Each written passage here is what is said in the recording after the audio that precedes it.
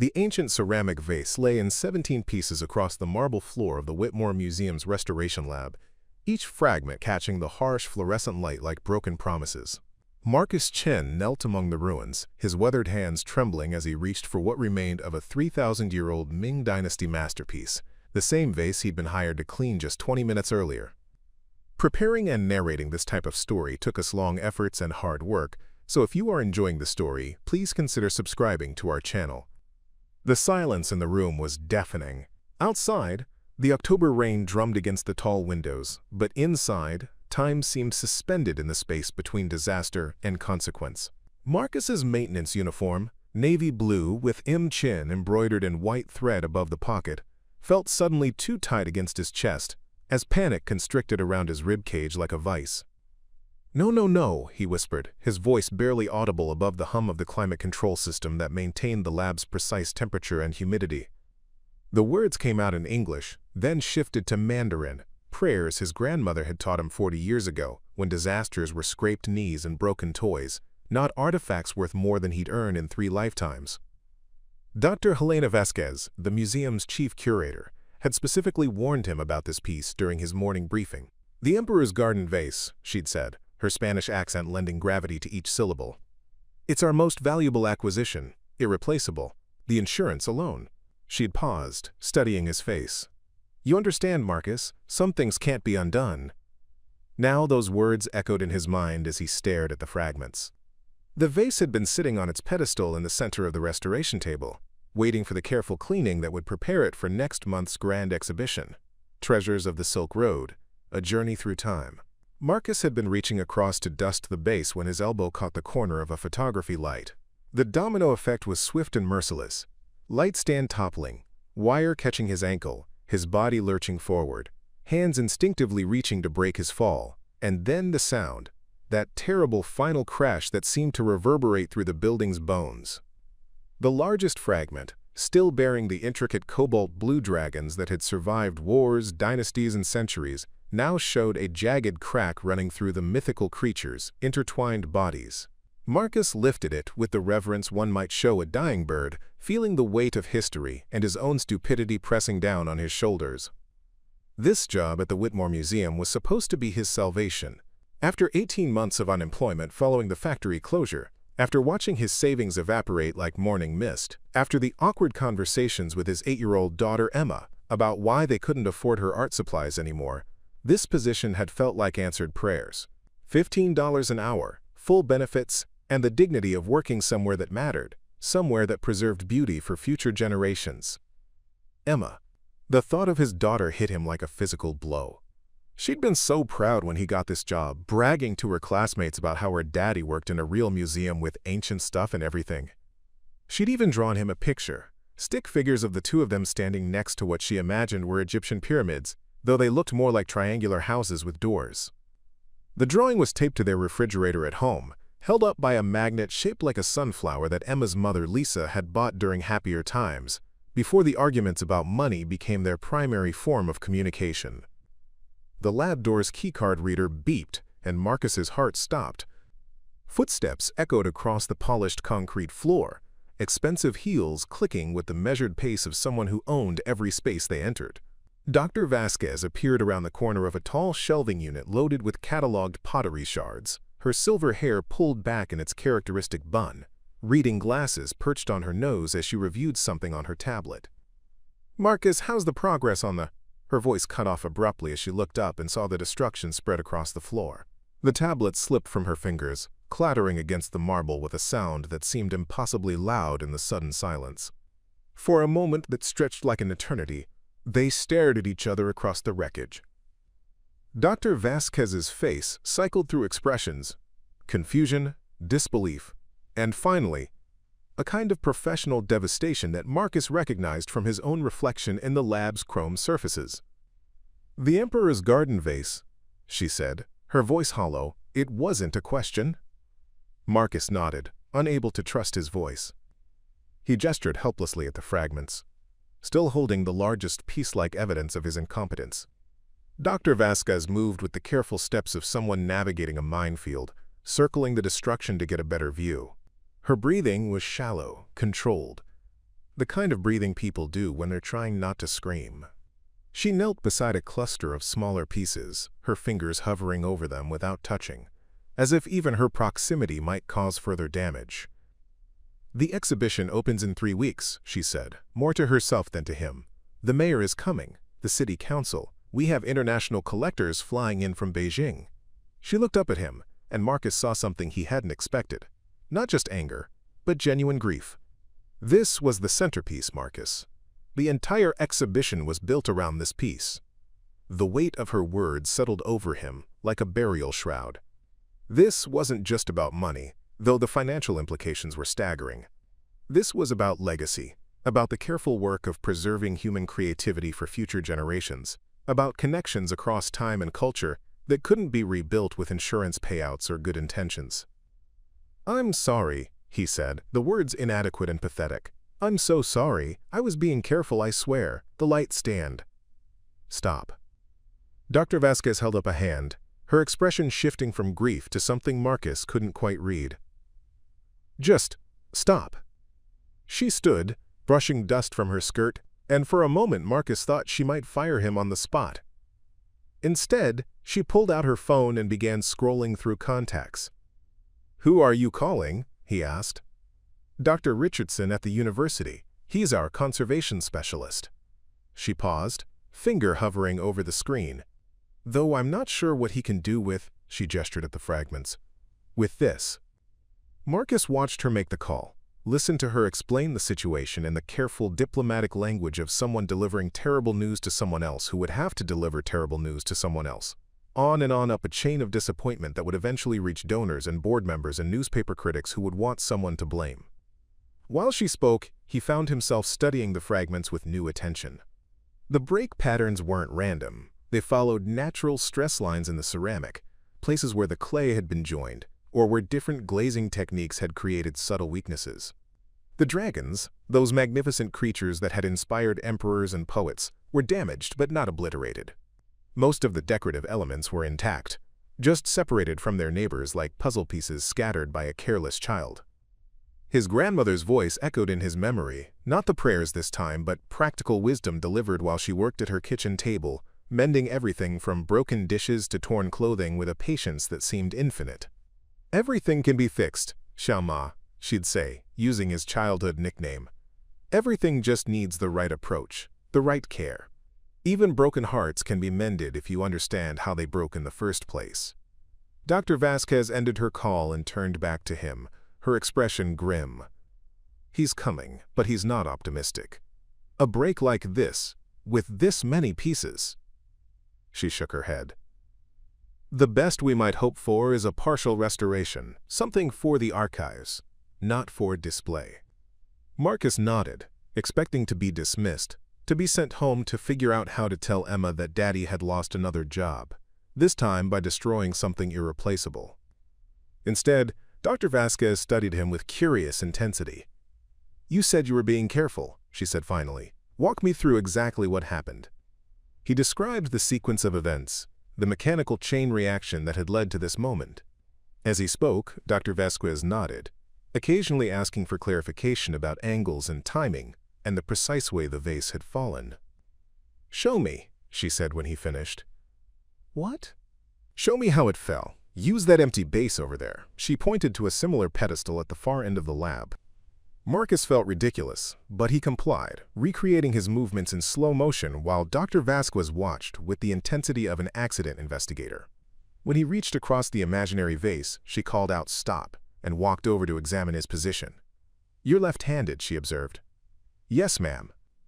"But the cleaning supplies were set up for a right-handed person. You had to reach across your body, which put you off balance." She frowned, making notes on her tablet. "That's our mistake, not yours." The admission hit Marcus unexpectedly. He'd been prepared for blame, for the familiar weight of being responsible for his own bad luck.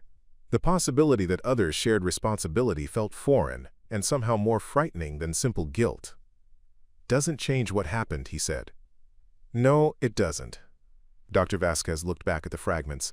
"But it changes what we do next." Before Marcus could ask what she meant, the lab door beeped again. Dr. James Richardson entered like a man rushing to a funeral, Tall, slightly stooped, with wild gray hair that suggested he'd driven straight from wherever he'd been working. Behind him came two people Marcus recognized: Janet Morrison, the museum's head of security, and David Park, the facilities manager who had hired Marcus just 2 months ago. The next few minutes passed in a blur of professional assessment and whispered consultations. Dr. Richardson knelt among the fragments with the focused attention of a surgeon, while Janet documented everything with her camera and David asked practical questions about insurance and liability. Marcus stood to one side, feeling increasingly invisible until Dr. Vasquez addressed the group. "Before we talk about next steps, everyone needs to understand something," she said, her voice carrying the authority that had made her one of the most respected curators on the East Coast. "This was an accident, not negligence. Our setup protocols contributed to what happened." Janet looked up from her camera. "That's generous of you, Helena, but it's accurate." Dr. Vasquez's tone brooked no argument. "And it's what I'll be telling the director, the board, and anyone else who asks." Marcus felt something shift inside his chest, a loosening of the knot of shame that had been choking him since the vase hit the floor. It wasn't forgiveness exactly, and it didn't repair the damage, but it was acknowledgement of his humanity in a moment when he'd felt like nothing more than an instrument of destruction. Dr. Richardson stood, brushing ceramic dust from his knees. "I'll need to photograph and catalog each fragment before we can even think about restoration. The good news, if we can call it that, is that this appears to be a relatively clean break. No pulverization, no missing pieces. The bad news is that we're looking at months of work, and even then," he shrugged, "it won't be the same piece." "What about the exhibition?" David asked. "We'll have to redesign it," Dr. Vasquez said. "Build it around other pieces. Maybe create a display about restoration techniques. Turn disaster into education." As the group continued their professional post-mortem, Marcus found himself drawn back to the fragments. The largest piece, the one with the dragons, sat propped against a foam support block where Dr. Richardson had carefully positioned it. In the harsh laboratory lighting, Marcus could see details he'd never noticed during his routine cleaning of display cases. Tiny brushstrokes where the artisan had painted individual scales, subtle variations in the blue glaze that created depth and movement, hairline fractures that had been there for centuries, evidence of previous repairs that had somehow made the piece more beautiful, not less. Bezos, his pocket buzzed. A text message from Lisa. "Emma's asking when you'll be home. School project due tomorrow." The simple domestic request hit him with unexpected force. In 3 hours, he'd have to walk into their small apartment and explain to his daughter why the picture on the refrigerator might need to come down, why Daddy had lost another job, why sometimes trying your best isn't enough. But as he stared at the fragments, something else stirred in his memory. Not his grandmother's philosophy this time, but a practical skill she'd taught him during long afternoons at her kitchen table: paper repair. She'd called it, not the kind museums did with expensive adhesives and controlled environments, but the emergency field repairs that kept precious things functioning until proper help arrived. "Dr. Vasquez," he said suddenly, interrupting a discussion about insurance procedures. She turned to him with raised eyebrows.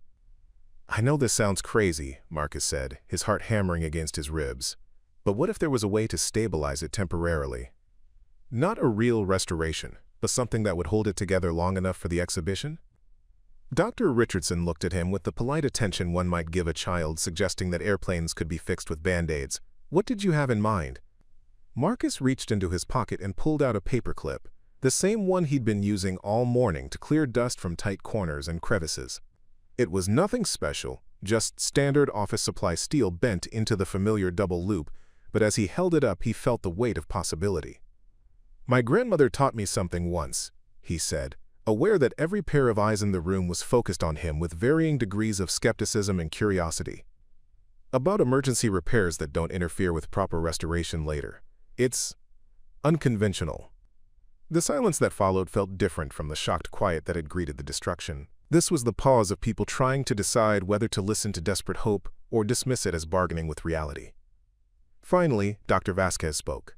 "Show us," she said. Marcus had always been good with his hands, though he'd never thought of it as a gift until it was the only thing standing between his family and complete financial ruin. Growing up in his grandmother's house in San Francisco's Richmond district, he'd spent countless hours at her kitchen table watching her perform what she called invisible repairs, fixes so subtle and skillful that the repaired object looked untouched while functioning perfectly. Po Po, as he'd called her, had learned these techniques during her youth in rural China, where throwing away something fixable wasn't just wasteful, it was a kind of small tragedy. She could make a cracked teacup hold water again using nothing but rice paste and patience, could reinforce a broken chair leg with strips of bamboo so thin they disappeared into the wood grain, could mend torn silk so that the repair became part of the pattern. The secret, she'd told him while demonstrating how to strengthen a hairline crack in porcelain using nothing more than egg white and powdered shell, is to work with the break, not against it. Everything wants to heal. You just have to help it remember how to be whole.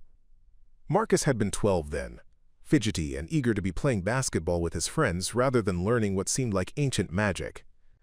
But Popo had been persistent, and gradually he'd begun to see the elegance in her methods, how a nearly invisible thread could hold together what looked like a catastrophic failure, how understanding the structure of something broken was the first step toward making it functional again. Those skills had served him well over the years, even as life pulled him away from Popo's kitchen table and into the practical world of adult responsibilities. During his 20-year marriage to Lisa, he'd become the family's unofficial repair specialist, fixing everything from Emma's broken toys to the perpetually malfunctioning garbage disposal in their cramped apartment. His hands seemed to understand how things worked, how they broke, and how they could be coaxed back to life. When the furniture factory where he'd worked for 15 years suddenly closed, those same hands had felt useless for the first time in his adult life. The skills that made him valuable on the production line, precision, attention to detail, the ability to troubleshoot problems in real time, didn't translate easily to job interviews in air-conditioned offices where his resume looked thin on paper and heavy with experience that no longer seemed relevant. The 18 months of unemployment that followed had been the darkest period of his life. Not just because of the financial pressure, though that had been crushing enough. Watching their savings disappear, making excuses to Emma about why they couldn't afford new school clothes, having whispered arguments with Lisa about which bills to pay first. The worst part had been the feeling of obsolescence, as if the world had moved on without him and left him stranded in a place where his abilities didn't matter. He'd applied for everything. Retail jobs that paid half what he'd made at the factory, delivery driving that would have required a newer car than they could afford, entry-level positions at companies that seemed to prefer younger workers with different kinds of experience. The rejections had started to feel personal, as if each "thank you for your interest but" email was a judgment on his worth as a person, a husband, a father. The museum job had felt like a miracle when David Park had called with the offer. It wasn't glamorous work. Mostly cleaning display cases, emptying trash bins, doing minor maintenance around the building. But it was steady, and it came with benefits that would help with Emma's medical expenses. She'd been born with a mild heart condition that required regular monitoring, nothing life-threatening but expensive enough to make insurance a necessity rather than a luxury. More than the practical benefits, though, the museum job had given Marcus something he hadn't realized he'd lost, a sense of purpose. Walking through the galleries during his quiet morning hours, seeing how carefully everything was preserved and presented, he'd begun to feel like he was part of something larger than himself. These weren't just old objects gathering dust. They were connections to human creativity across time and culture, proof that people had always made beautiful things, even in the face of uncertainty and hardship. Emma had noticed the change in him almost immediately. At 8 years old, she had the kind of intuitive awareness that children develop when their parents are struggling, a sensitivity to adult emotions that shouldn't have been necessary, but had become her way of navigating a world that felt less secure than it should have been. "Daddy seems happier," she'd told Lisa one evening while Marcus was at work. Lisa had relayed the conversation to him later, and he'd felt both gratitude and guilt. Gratitude that Emma was perceptive enough to recognize his improved mood. Guilt that his previous unhappiness had been visible enough for her to notice. The conversation had happened just 3 days ago, which now felt like a lifetime. 3 days ago, he'd been a man with a steady job and a growing sense of confidence. 3 days ago, the Emperor's garden vase had been whole, and Marcus's biggest worry had been whether he'd remember to pick up milk on his way home from work. Now standing in the museum's restoration lab with a paperclip in his hand and 4 pairs of skeptical eyes watching his every move, Marcus felt the full weight of his personal history pressing down on him. This wasn't just about fixing a broken vase. It was about proving that his skills had value, that his experience meant something, that the knowledge Popo had passed down to him could still matter in a world that seemed increasingly fond of throwing things away, rather than making them whole. Dr. Richardson crossed his arms, his expression politely doubtful. "I've been doing conservation work for 30 years, he said. "I've never seen a paperclip used in ceramic restoration." "It's not restoration exactly," Marcus said, surprised by the steadiness of his own voice. "It's more like emergency first aid. Something to stabilize the structure until proper repairs can be done." He knelt beside the largest fragment, the one with the dragons, and began examining the break patterns more closely. The crack ran diagonally across the piece, but it wasn't clean. There were stress points where the break had started and stopped, places where the ceramic had held on longer than physics suggested it should have. "May I?" he asked, gesturing toward the fragment. Dr. Vasquez nodded, though her expression suggested she was having second thoughts about encouraging this experiment. Marcus lifted the piece carefully, feeling its weight distribution, understanding how the break had affected its structural integrity. The dragon design wasn't just decorative. The raised elements where the cobalt blue was thickest actually provided structural support to the ceramic body. If he could find a way to reconnect those raised elements, even temporarily, it might be enough to hold the piece together. "The thing about paperclips," he said, working to keep his voice conversational despite the adrenaline coursing through his system, "is that they're designed to hold things together without causing damage. The metal is soft enough that it won't scratch or crack ceramic, but strong enough to provide real support." He straightened the paperclip and began bending it into a new shape. Not the familiar double loop, but something more complex, with small hooks at each end and a tension curve in the middle. His hands worked automatically, muscle memory taking over as his conscious mind focused on the problem of how to make the repair invisible and reversible. "My grandmother used to say that every break has its own personality," Marcus continued, aware that he was talking as much to calm his own nerves as to explain his process.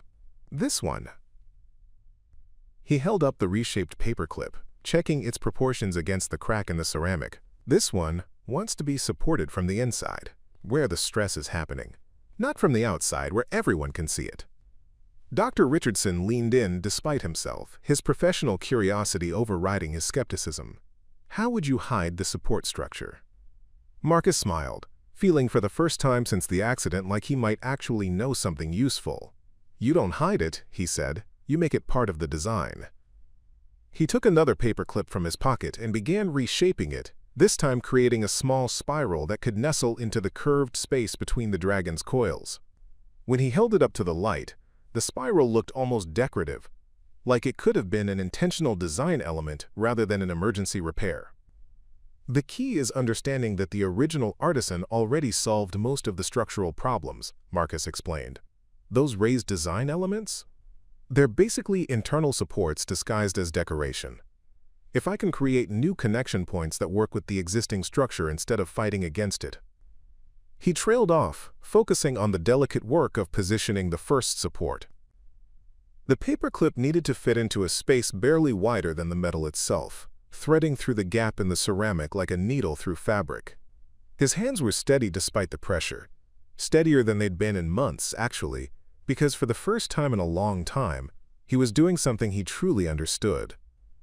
The small hook at one end of the reshaped clip caught against a solid section of ceramic, and Marcus felt the satisfying resistance that meant the connection was secure. He adjusted the tension carefully, testing how much support the temporary bridge could provide without putting additional stress on the surrounding material. "That's actually quite elegant," Dr. Richardson said, his tone shifting from skepticism to professional interest. "But can it hold the weight of the entire section?" "Not by itself," Marcus admitted, "but if I can place 3 or 4 of these at strategic points." He was already working on the second clip, his confidence growing as the technique proved itself. The idea isn't to create one strong connection, but to distribute the load across multiple weak connections that add up to something stable.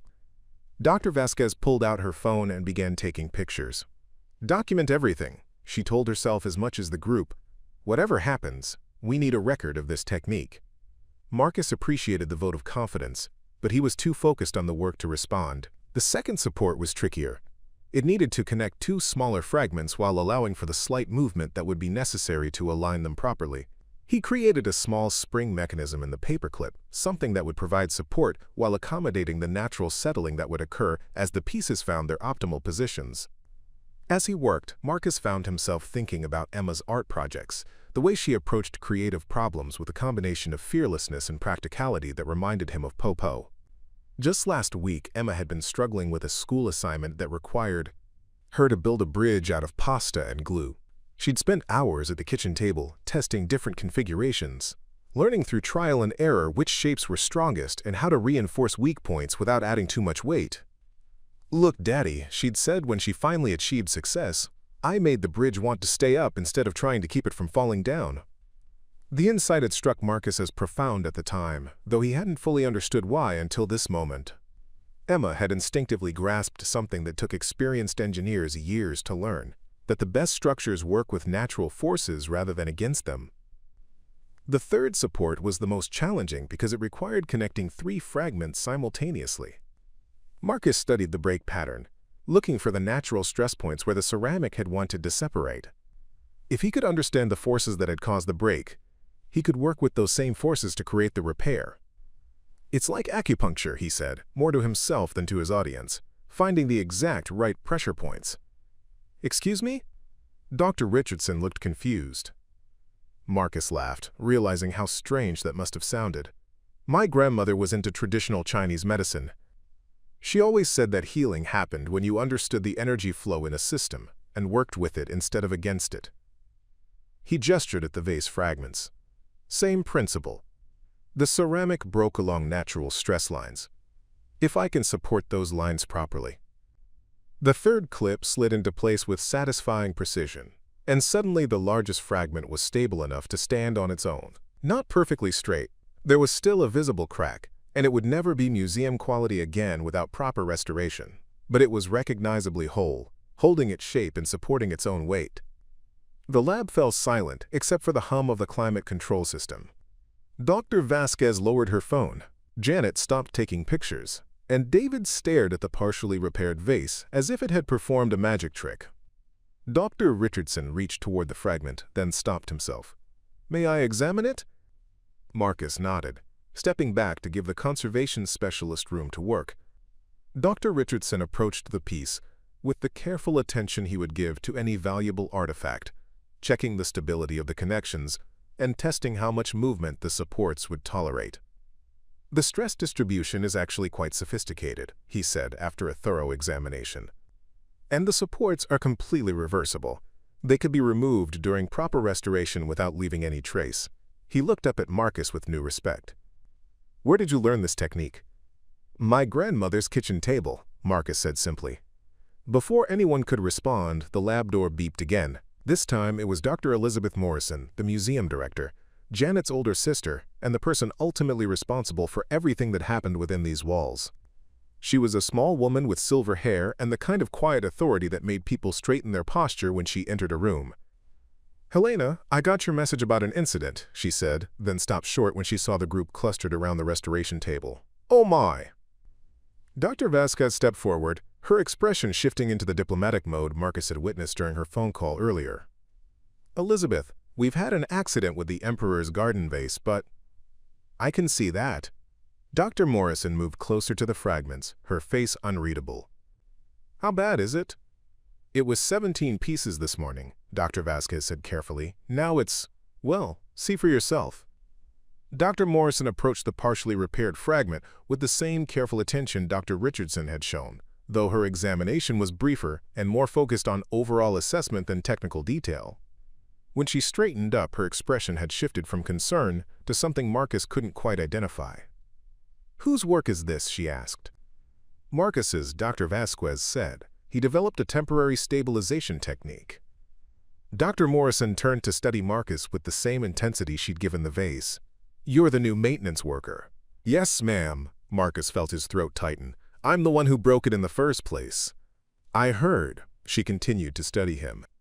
"I also heard from Helena that our setup protocols contributed to the accident."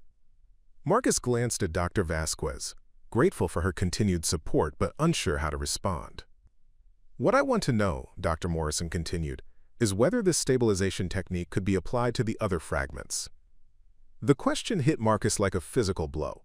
He'd been so focused on proving that his approach could work at all, that he hadn't considered the full scope of what would be required. The largest fragment had been challenging enough, but some of the other pieces were smaller, more delicate, with different structural needs. I don't know, he said honestly. Each piece would need its own approach. Some of them might not be suitable for this kind of repair.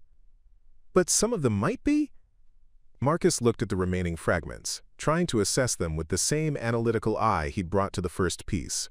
Several were large enough to benefit from internal supports, and a few of the smaller ones might be connectable if he could figure out the right configuration.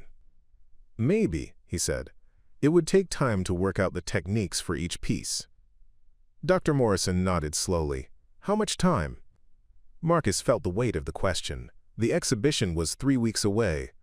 Even if his technique worked perfectly on every fragment, the amount of careful, precise work required would be enormous. And there was no guarantee that it would work.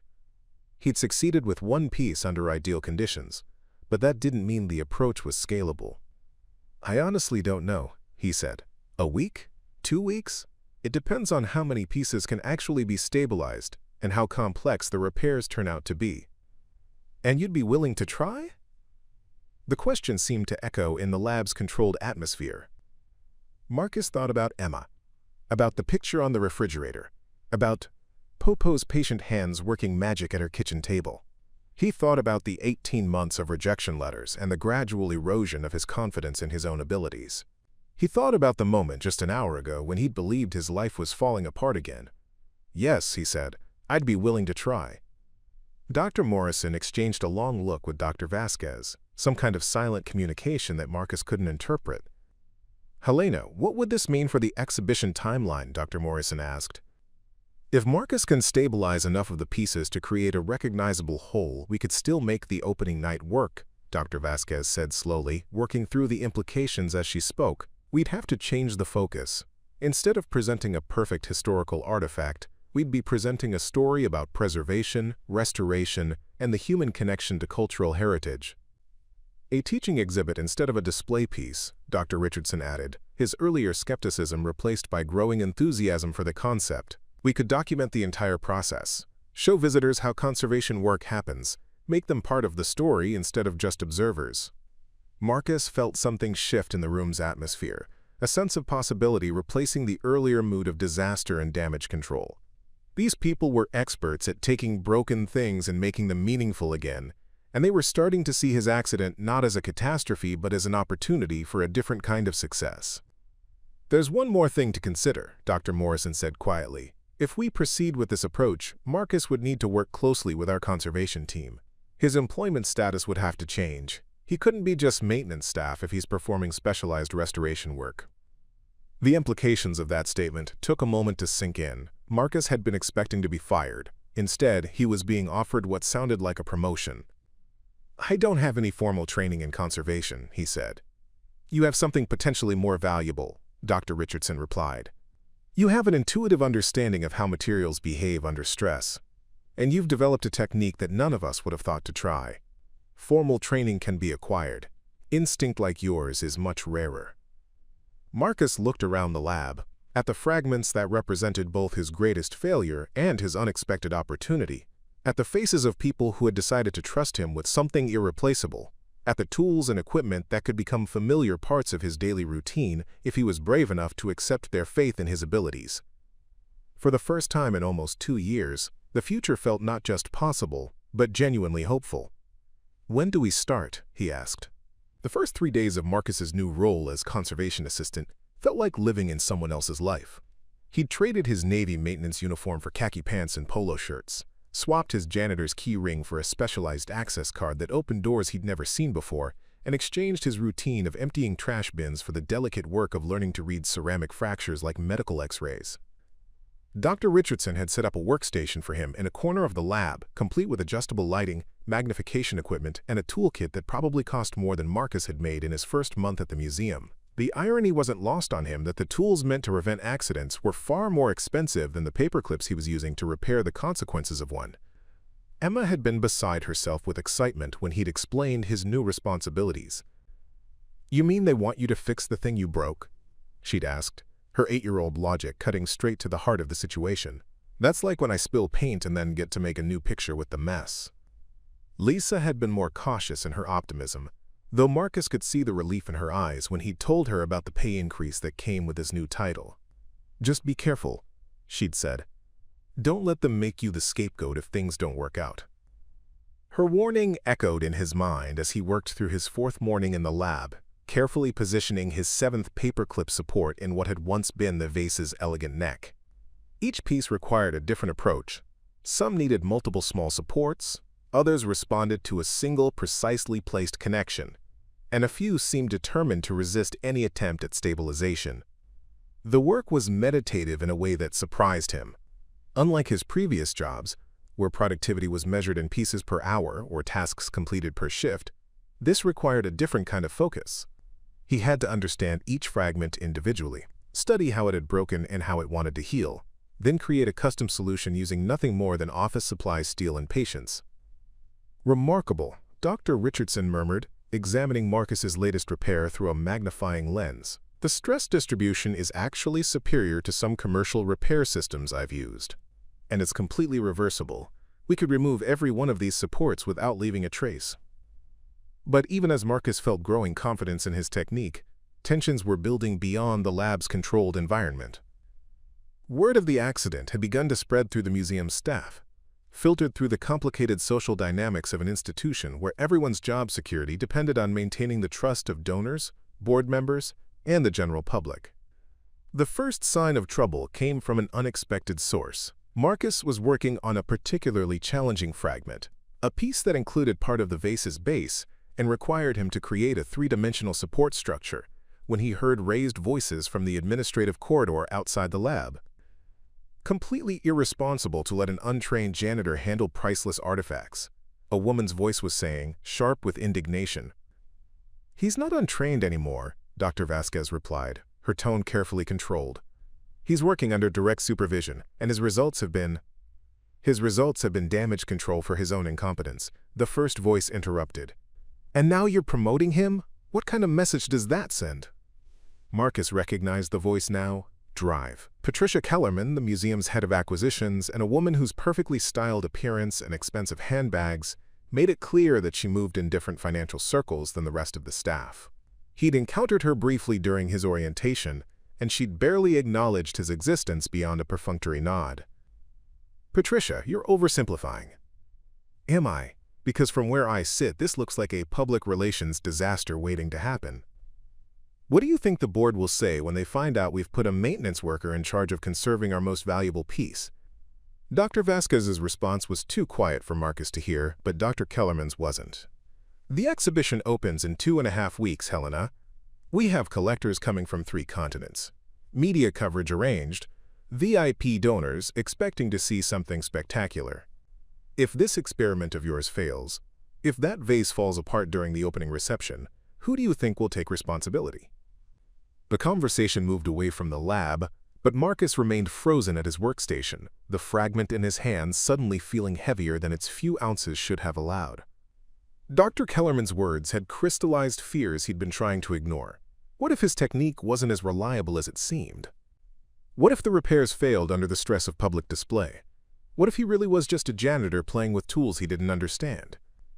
"Don't let Patricia get to you," Dr. Richardson said quietly. Marcus hadn't realized the conservation specialist had been listening too. "She's not wrong, though," Marcus replied, carefully setting down the fragment. "I am just a maintenance worker. A week ago, I was emptying trash cans and mopping floors. A week ago, I thought ceramic restoration required adhesives and controlled drying environments," Dr. Richardson countered. "Your technique is teaching me things I didn't know after 30 years in this field. That's not luck, Marcus. That's skill." Before Marcus could respond, the lab door opened and Dr. Vasquez entered, her expression tense but determined. "I want you to know that Patricia's concerns don't reflect the opinion of the senior staff," she said without preamble. "Dr. Morrison and I remain fully committed to this project." "But she's right about the risks," Marcus said. "If something goes wrong during the exhibition, then we'll deal with it," Dr. Vasquez interrupted. "That's what museums do. We take calculated risks in service of education and preservation." "What you're doing here?"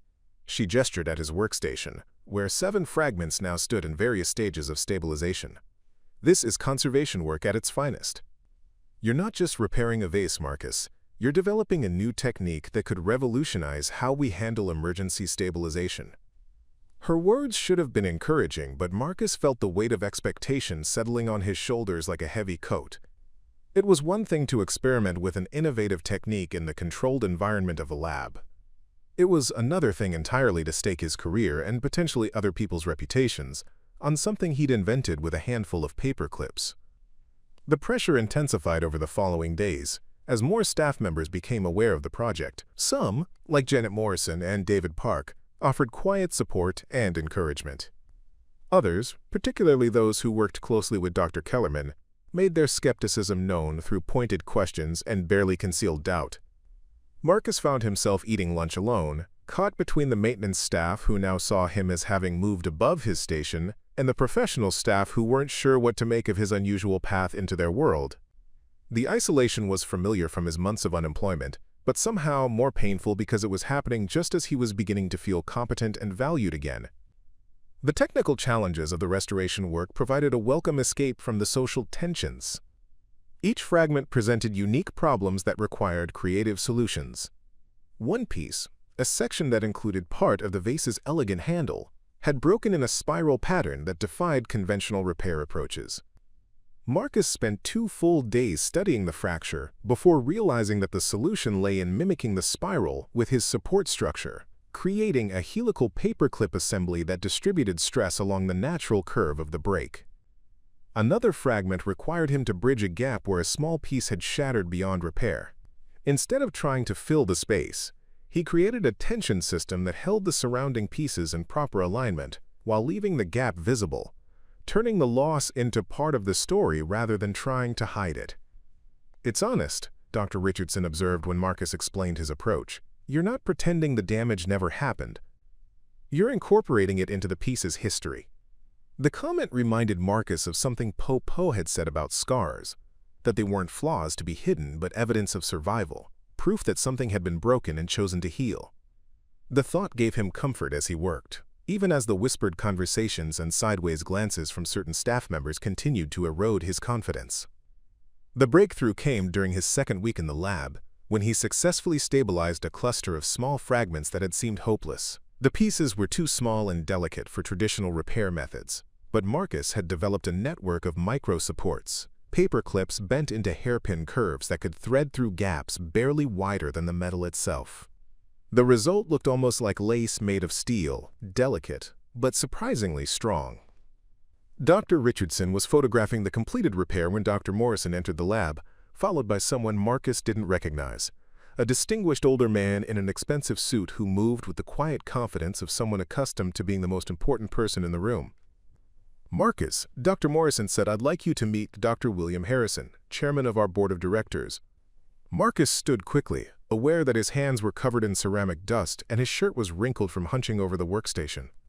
Dr. Harrison studied him with the evaluating gaze of someone who made his living assessing risk and potential. "So you're the young man who's been causing such a stir," Dr. Harrison said, his tone neutral but not unkind. "I'm just trying to fix what I broke, sir," Marcus replied. Dr. Harrison smiled slightly. "From what I understand, you're doing considerably more than that." He moved to the workstation and began examining the stabilized fragments with the careful attention of someone who genuinely understood what he was looking at. "Dr. Richardson, walk me through the technique."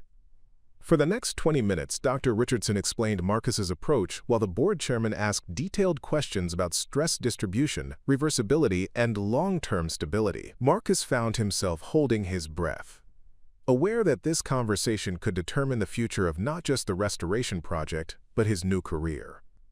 "Ingenious," Dr. Harrison said finally. "Completely unconventional, but ingenious. You've essentially created an exoskeleton for broken ceramic, providing support without interfering with the original structure." "The technique has broader applications," Dr. Richardson added.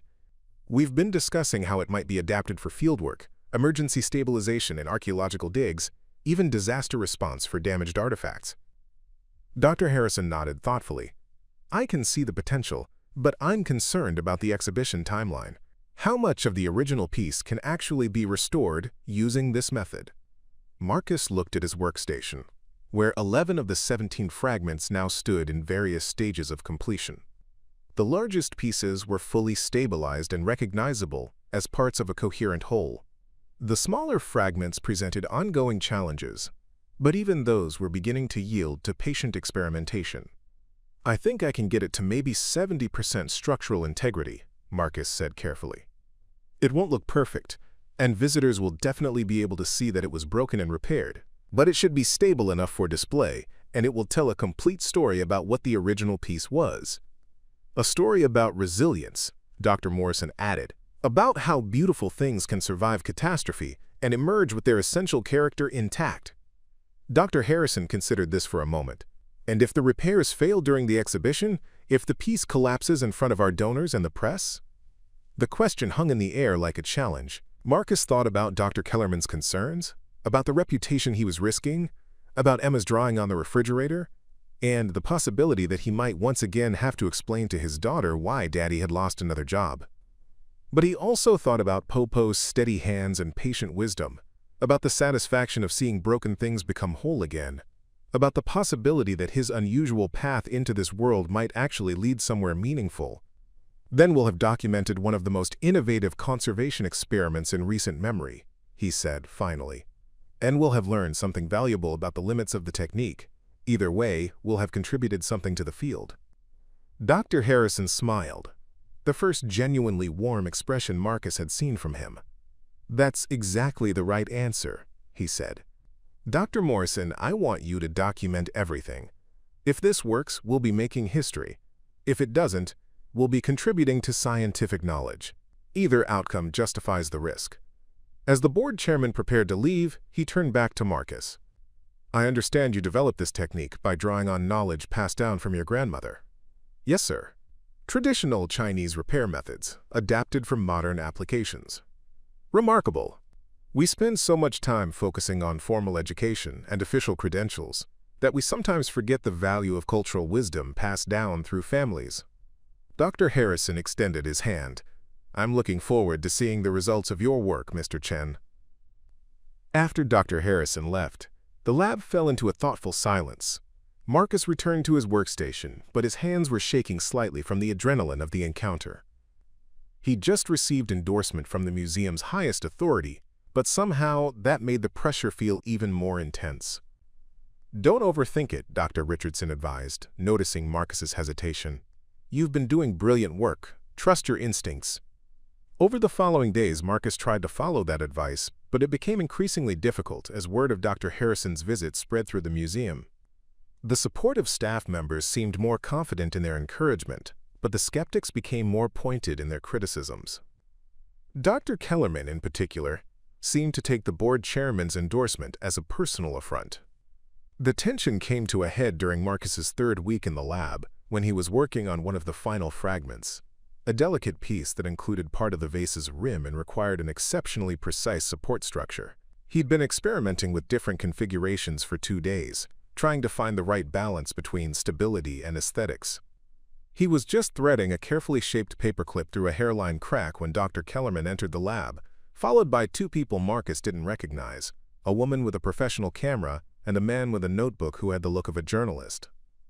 "This is our conservation lab," Dr. Kellerman was saying, her voice carrying the practiced cadence of someone giving a tour. "We're currently working on some emergency repairs to a damaged artifact." Marcus looked up, startled by the unexpected visitors. The fragment he'd been working on was at a critical stage. One wrong movement could undo hours of careful positioning. "Is this the famous paperclip restoration we've been hearing about?" the journalist asked, moving closer to Marcus's workstation. "It's an experimental technique," Dr. Kellerman replied, her tone suggesting that experimental was synonymous with questionable. "We're hopeful that it will prove successful, though of course there are significant concerns about long-term stability." The photographer began taking pictures, her flash reflecting off the lab's chrome surfaces and creating harsh shadows across the fragments. Marcus tried to continue working, but the lights and the scrutiny made his hands unsteady. "Could you explain what you're doing there?" the journalist asked, pointing his pen at the support structure Marcus had been building. "I'm creating a framework to hold the pieces together," Marcus said, aware that his explanation sounded inadequate in the presence of Dr. Kellerman's barely concealed skepticism. Using paper clips, the journalist noted, scribbling in his notebook. Using a support system based on traditional repair techniques, Marcus corrected, but the damage was done.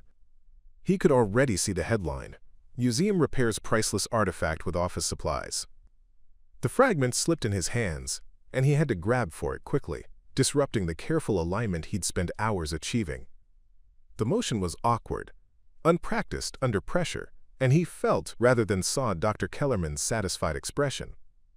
"As you can see, the technique requires a very delicate touch," she said to the visitors. "We're doing everything we can to ensure the best possible outcome, but working with such improvisational methods does present certain challenges." Marcus felt his face flush with embarrassment and frustration. He'd been set up, deliberately put in a position where he would look incompetent in front of people whose job it was to share that impression with the public. "I think that's enough for now," Dr. Richardson said firmly, appearing at Marcus's shoulder. "Mr. Chen needs to concentrate on his work, and this piece is at a very delicate stage." The journalist started to protest, but Dr. Richardson's tone brooked no argument. "I'm sure Dr. Kellerman can show you some of our other conservation work. We have several fascinating projects in progress." After the visitors left, Marcus sat at his workstation, staring at the disrupted fragment and fighting the urge to walk away from the entire project. The support structure he'd spent 2 days perfecting was ruined, the alignment was off, and he'd looked like an amateur in front of people who would probably publish their impressions for thousands of readers. "Patricia orchestrated that," Dr. Richardson said quietly. "She arranged for them to come when you'd be working on the most challenging piece, at the most difficult stage." "Why?" Marcus asked, though he thought he already knew the answer.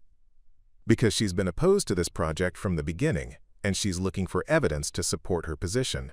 Dr. Richardson pulled up a chair beside Marcus's workstation. "The question is, are you going to let her sabotage your work?" Marcus looked at the fragments, 16 pieces now in various stages of completion, representing 2 weeks of the most challenging and rewarding work of his life. He thought about Popo's patient persistence, about Emma's faith in her daddy's abilities, about Dr. Harrison's confidence in the value of cultural wisdom passed down through families. "No," he said firmly, "I'm not." He reached for a new paperclip and began reshaping it with renewed determination. The fragment could be repaired again, probably better than before, now that he understood its particular structural challenges. The journalist's article might be skeptical, but the work would speak for itself. Dr. Richardson smiled and returned to his own workstation. "That's what I was hoping to hear." As Marcus worked, he was aware of a growing sense of resolve. The next few days would determine whether his experiment succeeded or failed, whether he'd found a new career or simply delayed his return to unemployment. But regardless of the outcome, he was going to finish what he'd started. He owed that much to Popo's memory, to his family's faith in him, and to the beautiful, broken thing that had given him a chance to prove himself. The fragment accepted the new support structure more easily than the first attempt, as if it had learned to trust his touch. By the end of the day, it was stable and properly aligned, ready to take its place in the slowly reassembling whole. Only one piece remained. The final fragment was the smallest and most challenging piece of all, a delicate section from the vase's shoulder that included part of a dragon's head and a portion of the intricate cloud pattern that swirled around the mythical creatures. It had broken into 3 sub-pieces, each no larger than a silver dollar, with hairline cracks radiating out like spider webs. Marcus had been avoiding this fragment for 2 weeks, working on easier pieces while his skills developed and his confidence grew. But now, with the exhibition opening just 4 days away and journalists like yesterday's visitor beginning to pay attention to the project, he could no longer postpone the most difficult challenge. The problem wasn't just the size and fragility of the pieces. It was their position in the overall composition. This fragment would sit at eye level when the vase was displayed, making any repair work highly visible to viewers. If Marcus couldn't make these pieces stable and aesthetically acceptable, the entire restoration would be compromised. He'd been studying the fragment for 3 days, turning it over in his hands during quiet moments, trying to understand how the break had occurred and how the pieces wanted to fit together. The dragon's eye, painted in vivid cobalt blue with a tiny dot of white for the pupil, stared up at him from the largest subpiece, somehow managing to convey both ancient wisdom and current reproach. "You're overthinking it," Dr. Richardson observed, appearing at Marcus's shoulder with 2 cups of coffee. It had become their morning ritual, sharing caffeine and observations before the lab filled with other staff members, and the work of the day began in earnest. "Maybe," Marcus admitted, accepting the coffee gratefully, "but this piece is different. If I mess it up, everyone will see it. The board members, the donors, the press, everyone will be looking right at my mistakes." Dr. Richardson settled into the chair beside Marcus's workstation, a position he'd occupied increasingly often as the restoration progressed. What had begun as professional supervision had evolved into something more like collaboration, with the conservation specialists learning Marcus's techniques as much as teaching traditional methods. "Let me tell you something about museum visitors," Dr. Richardson said, warming his hands around his coffee cup. "They don't come here to find flaws. They come to be amazed, to connect with something beautiful and meaningful. If your repair work is visible, they'll see it as part of the story, not as a mistake." "Easy for you to say. You didn't break the thing in the first place." Dr. Richardson smiled. "No, but I've broken plenty of other things over the years. We all have. It's an occupational hazard of working with fragile artifacts." He gestured at the nearly complete vase, where 15 fragments now stood in stable unity. "Look what you've accomplished, Marcus. 3 weeks ago, this was a pile of broken ceramic. Now it's a coherent work of art that tells a story about resilience and renewal." Marcus knew his colleague was right, but the knowledge didn't ease the knot of anxiety in his stomach. The restoration had indeed been remarkable. Even he could see that. What had seemed like irreparable damage had yielded to patient work and unconventional techniques. The vase wasn't perfect, but it was undeniably beautiful, with the paperclip supports creating subtle geometric patterns that complemented rather than competed with the original design. More importantly, the project had attracted attention from conservation professionals around the world. Dr. Richardson had been fielding calls from colleagues at major museums, universities, and archaeological projects, all wanting to learn more about Marcus's techniques. There was already talk of publishing a paper in the Journal of Conservation Science, with Marcus as co-author. But none of that would matter if he couldn't successfully complete the final piece.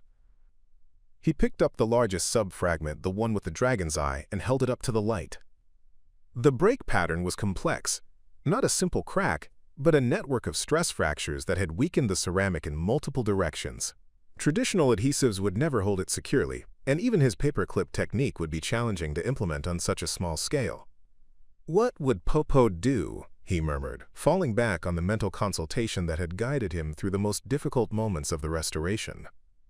His grandmother's voice seemed to whisper in the quiet lab, "When something is too small to fix, make it part of something larger."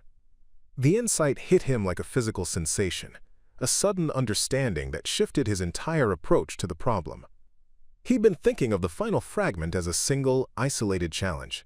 But what if he treated it as part of the larger system he'd already created?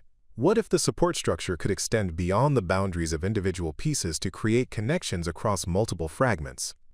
Marcus set down the sub-fragment and began sketching on a piece of paper, working out the geometry of a support network that would span 3 different sections of the vase. Instead of trying to repair the smallest pieces in isolation, he could create a framework that would hold them in proper relationship to their neighbors, using the strength of the larger fragments to support the weaker ones. Distributed load management, Dr. Richardson observed, studying Marcus's sketch. "You're essentially turning the entire vase into a single structural system."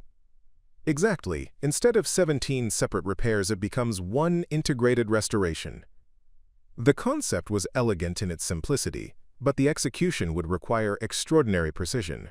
Marcus would need to create a network of interconnected supports, each one perfectly positioned to transfer stress from weak points to strong ones. A single miscalculation could destabilize the entire structure. He spent the morning creating detailed drawings, calculating angles and measuring gaps with instruments borrowed from Dr. Richardson's toolkit. By lunchtime, he had a plan that looked feasible on paper, though implementing it would require steady hands and considerable faith in his own abilities.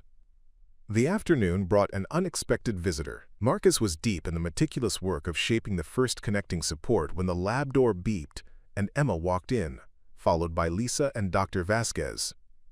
"Daddy!" Emma rushed across the lab, her school backpack bouncing against her legs. "Dr. Vasquez said I could see what you've been working on." Marcus looked up, startled by the intrusion but delighted to see his daughter's eager face. What are you doing here, sweetheart? Early dismissal today, Lisa explained, though her attention was focused on the workstation where the restored vase stood in all its imperfect glory. Helena invited us to see the progress before the exhibition opens. Emma approached the vase with the careful reverence children show when they understand something is both precious and fragile. Her eyes moved across the reassembled fragments, taking in the geometric patterns created by Marcus's support structures. The visible evidence of breakage and repair that made the piece's survival story tangible. "It looks like it's wearing jewelry," she said finally, pointing to one of the more elaborate support networks where multiple paperclips created an intricate web of connection. The observation struck Marcus as profoundly accurate. His repairs hadn't tried to hide the vase's trauma, but had instead adorned it, turning evidence of damage into decorative elements that enhanced, rather than detracted, from the original beauty. "That's a very astute observation," Dr. Vasquez said, kneeling beside Emma to examine the piece at her eye level. "Your father has created something entirely new, not just a repaired vase, but a work of art that tells the story of its own survival." Lisa moved closer to Marcus's workstation, studying the detailed drawings and precise measurements that covered his work surface. "This is incredible," she said softly. "I had no idea the work was so scientific." "Every repair is a small engineering problem," Marcus explained, pleased by her obvious admiration. "You have to understand the forces acting on the material, the stress points, the way different elements interact with each other."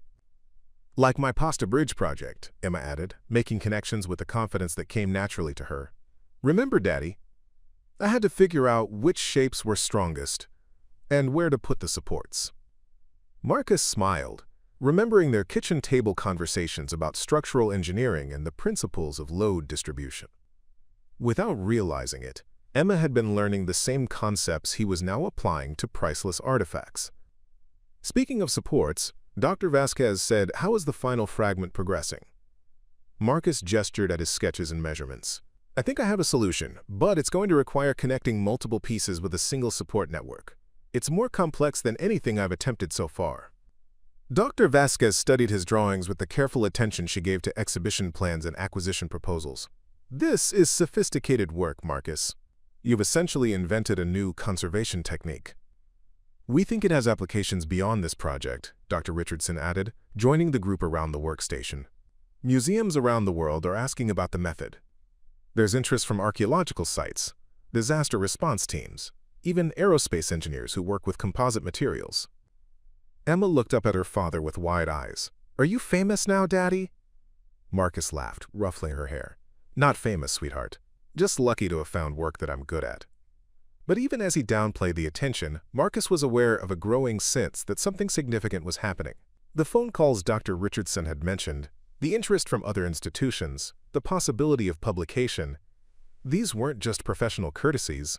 They represented recognition that his work had value beyond the immediate crisis that had created it. The realization was both thrilling and terrifying. For most of his adult life, Marcus had been content to be competent but unremarkable. A reliable worker who did his job well but never attracted particular attention. The idea that he might have discovered something genuinely innovative, something that could change how his profession approached certain problems, felt almost too large to believe. After Lisa and Emma left, Marcus returned to the delicate work of implementing his support network design. Each connection required patience and precision, but his hands had grown steady over the weeks of practice. The paper clips bent to his will like metal clay, taking on whatever shape the repair required. The first connecting support linked the troublesome fragment to a stable section of the vase's body, creating a bridge that transferred stress away from the weakest points. The second support created a triangular brace that distributed load across 3 different fragments simultaneously. By evening, Marcus had created a web of connections that turned the final fragment from a liability into an integral part of the whole structure. Dr. Richardson stayed late to observe the final stages of the work, documenting each step with photographs and detailed notes. "This is going to revolutionize emergency conservation," he said, as Marcus positioned the last support. "You've created something that could save artifacts in disaster situations, buy time for proper restoration when resources are limited. Marcus stepped back from the completed vase, feeling a mixture of exhaustion and satisfaction that reminded him of the best moments of his factory work, the sense of having created something useful and beautiful through the careful application of skill and patience. The vase stood complete for the first time in 3 weeks, its 17 fragments united in a whole that was both restored and transformed. The original beauty was still there, the elegant proportions, the masterful glazework, the dynamic energy of the painted dragons, but now there was something more, evidence of survival, of the human impulse to repair and preserve, of the possibility that broken things could be made not just functional, but more meaningful than they had been before.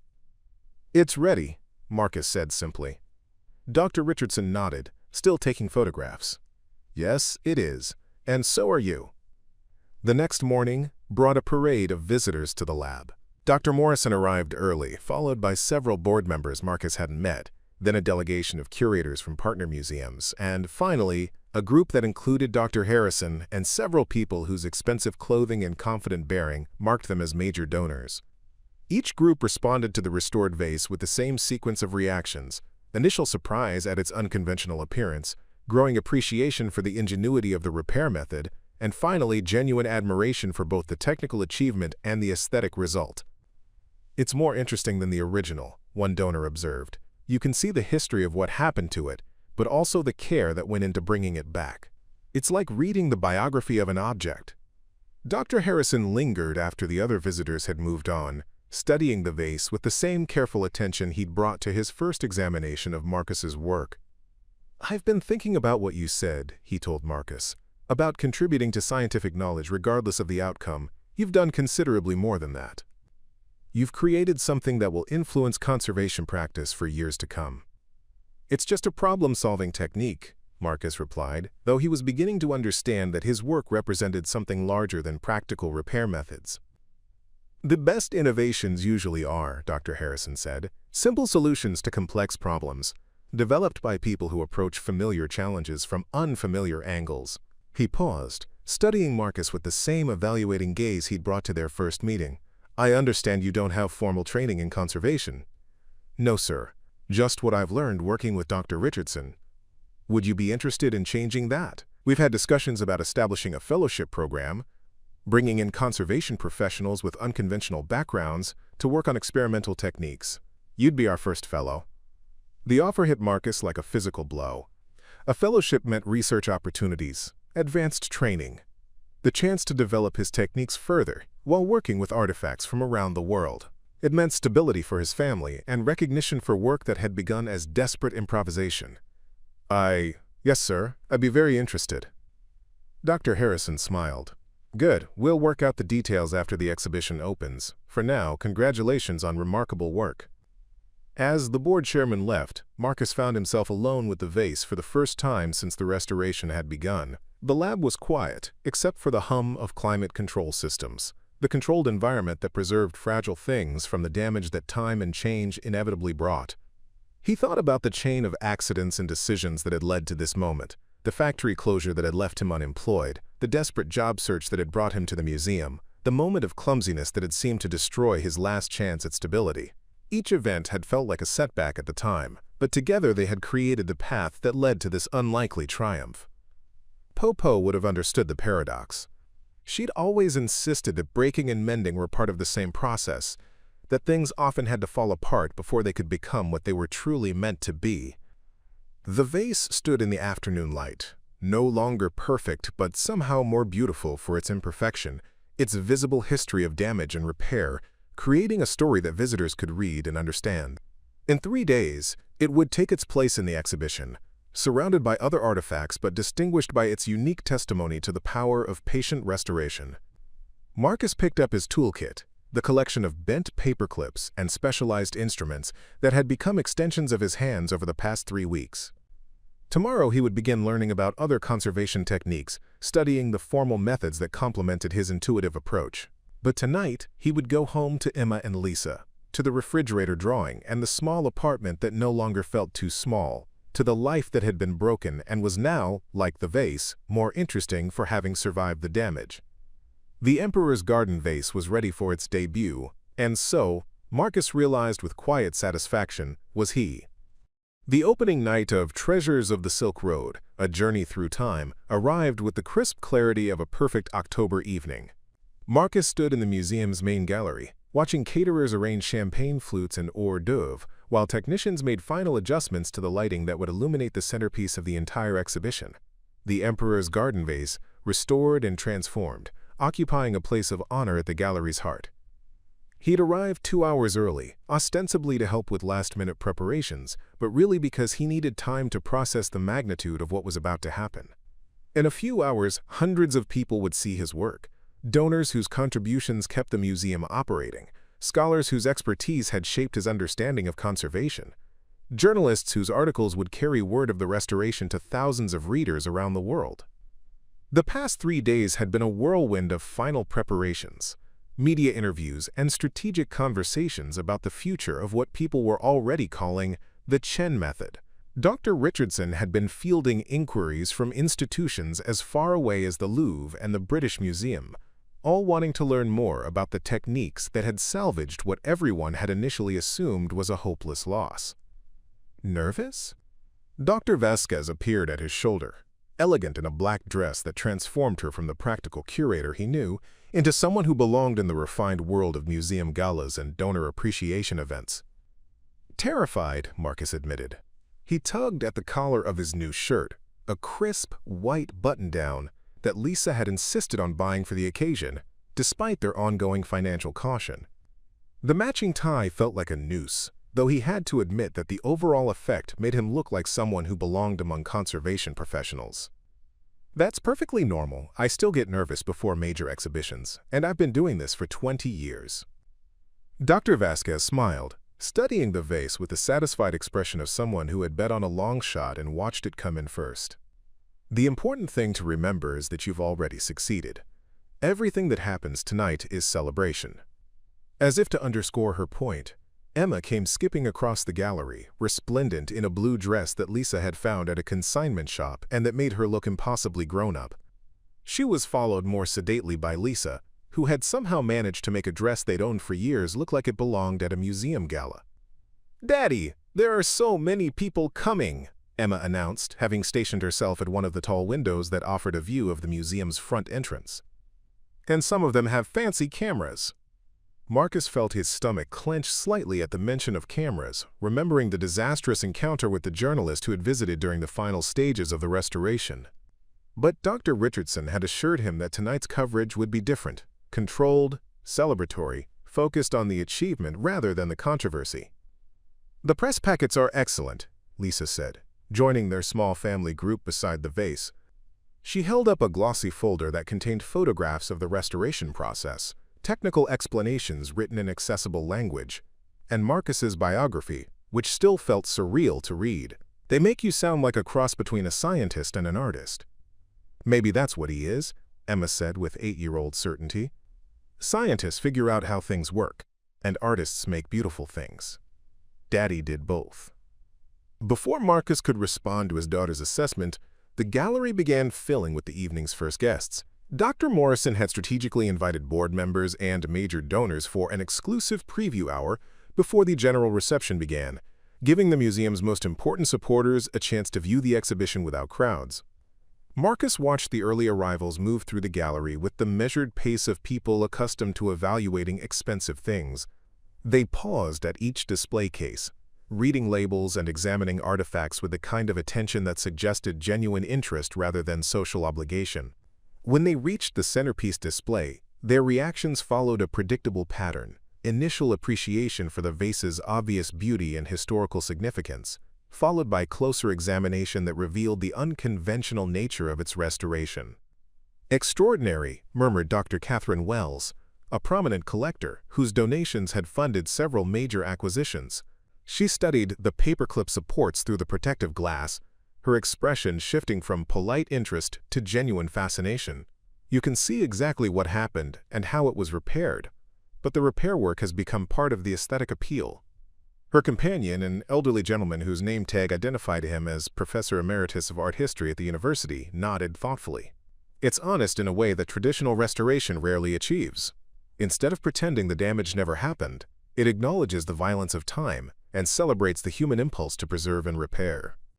Marcus felt a warm flush of satisfaction at their words, but it was Dr. Harrison's reaction that truly mattered. The board chairman approached the display with several other members of the museum's governing body, and their assessment would determine not just the evening's success but the future direction of the museum's conservation programs.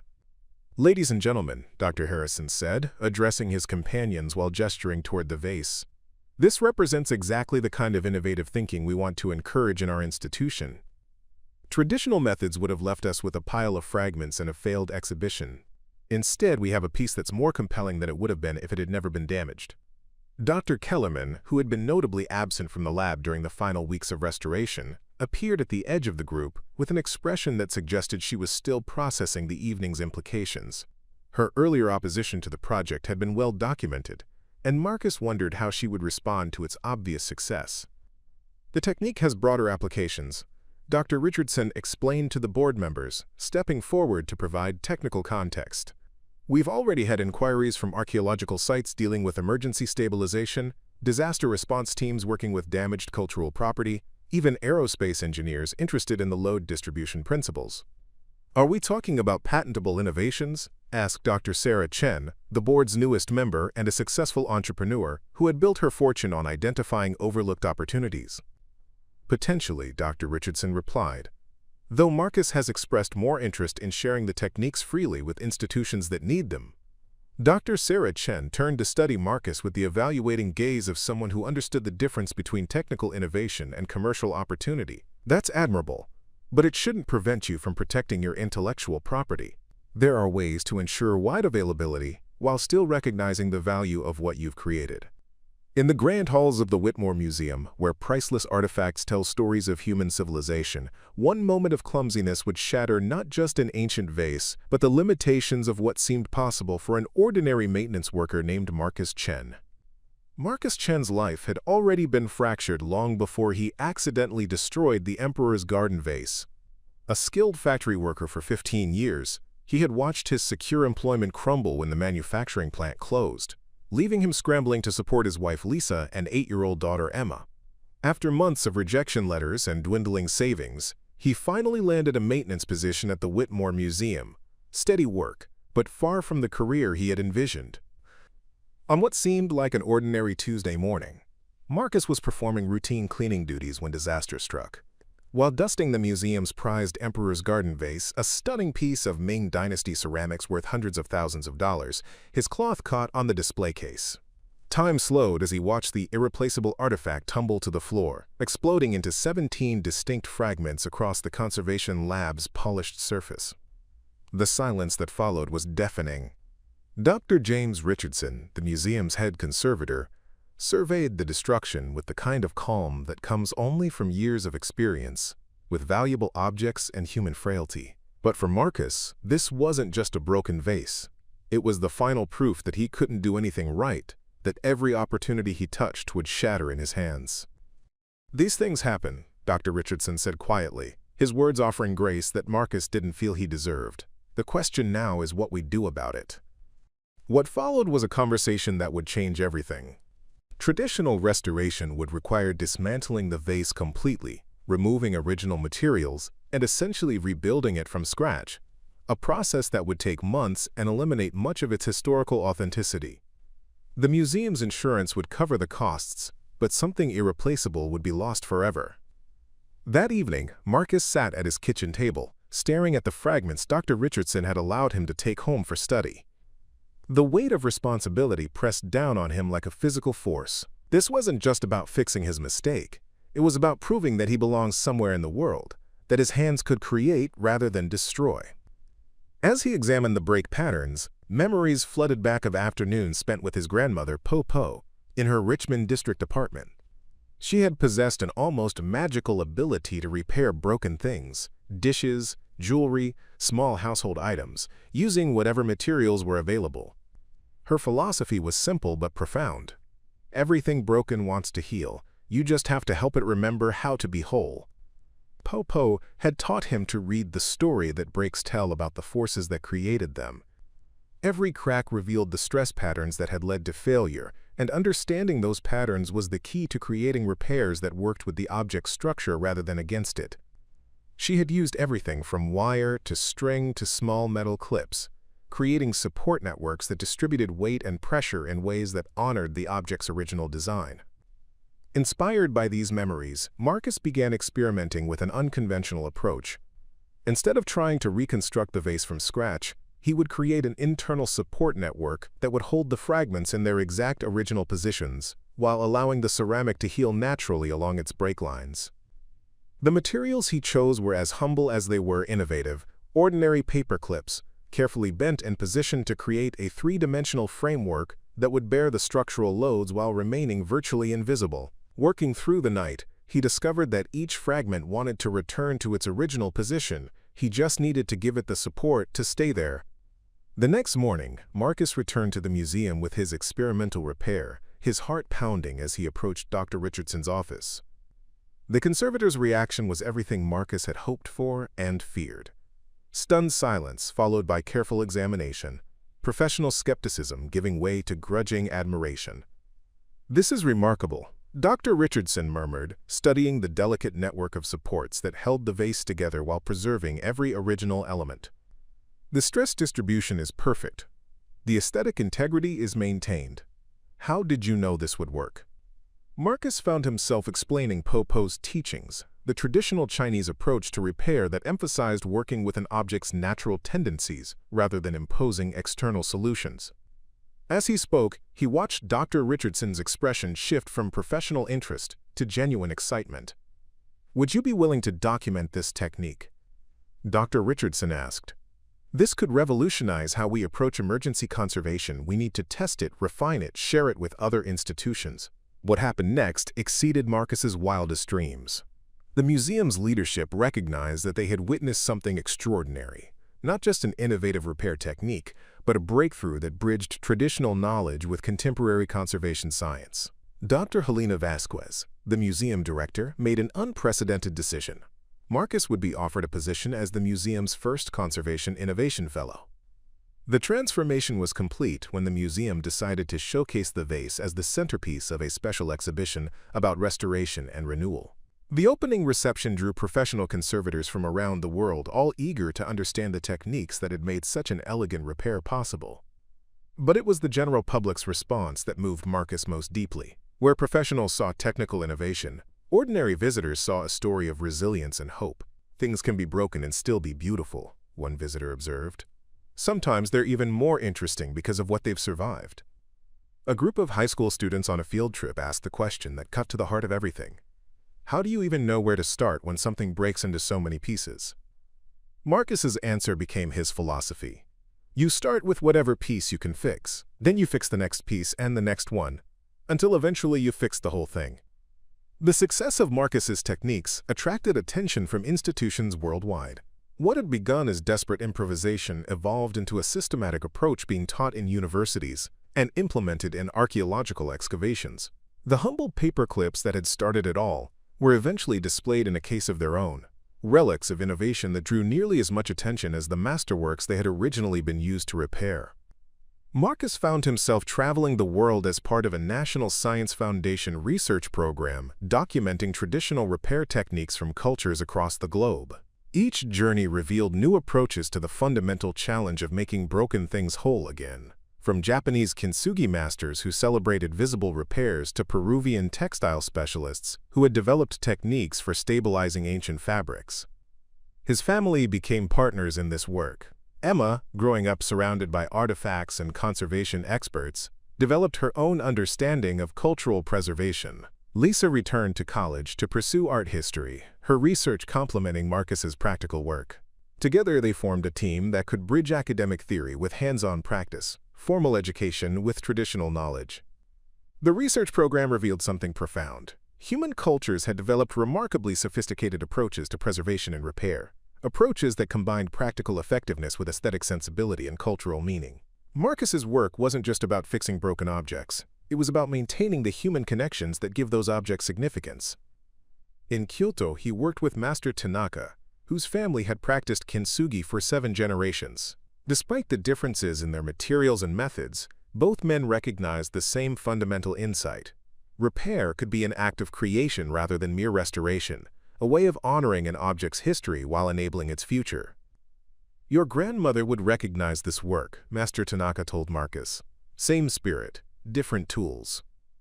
The collaboration resulted in hybrid techniques that combined ancient wisdom with contemporary engineering, creating approaches that neither tradition could have developed alone. More importantly, it demonstrated that traditional knowledge holders could be partners rather than subjects in academic research, contributing their expertise to solutions that served both preservation and cultural continuity.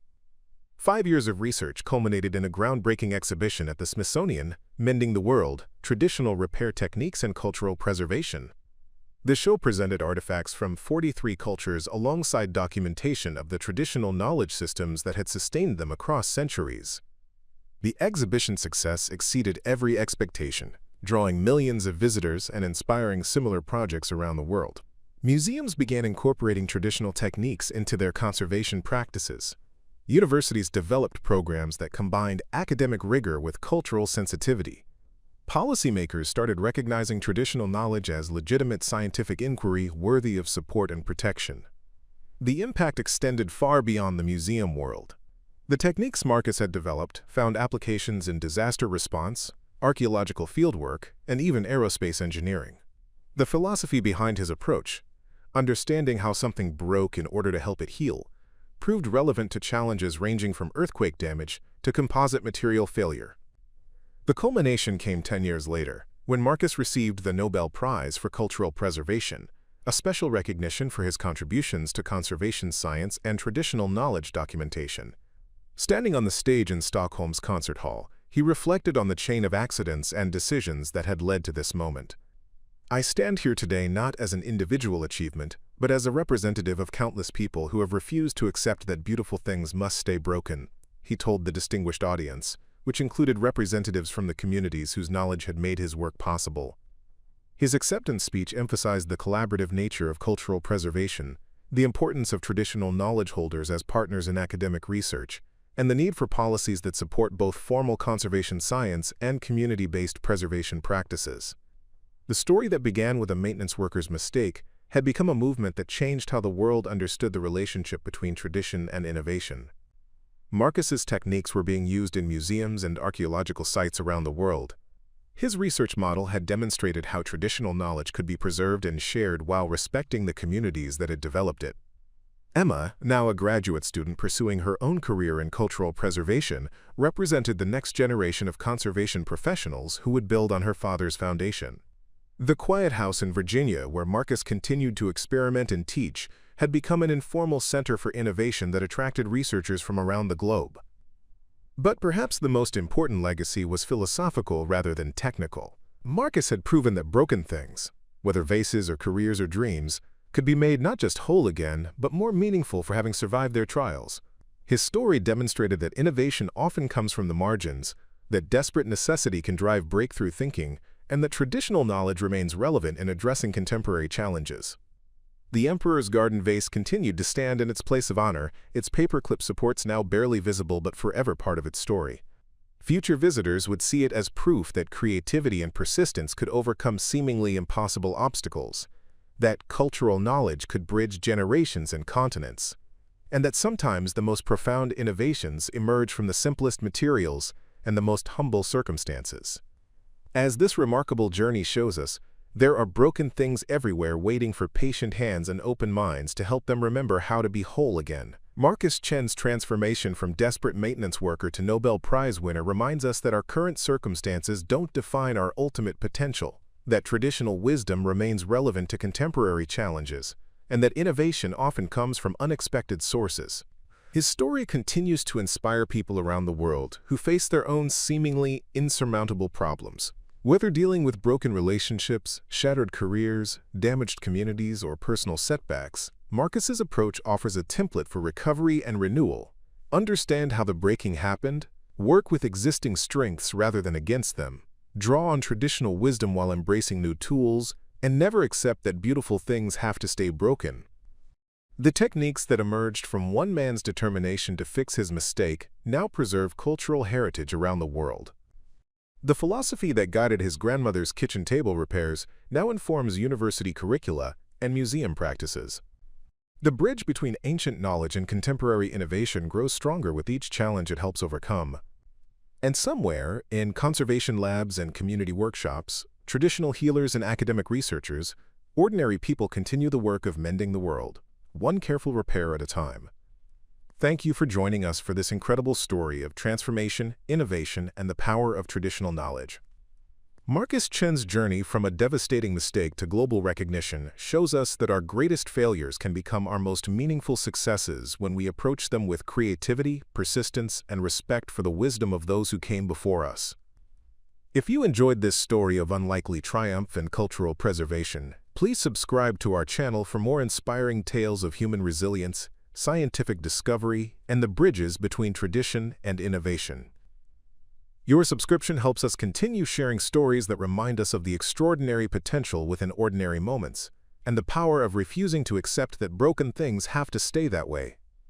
Subscribe now and join our community of listeners who believe that every ending can become a new beginning. Sometimes it just takes a paperclip and the willingness to try something completely different. Hi we for na.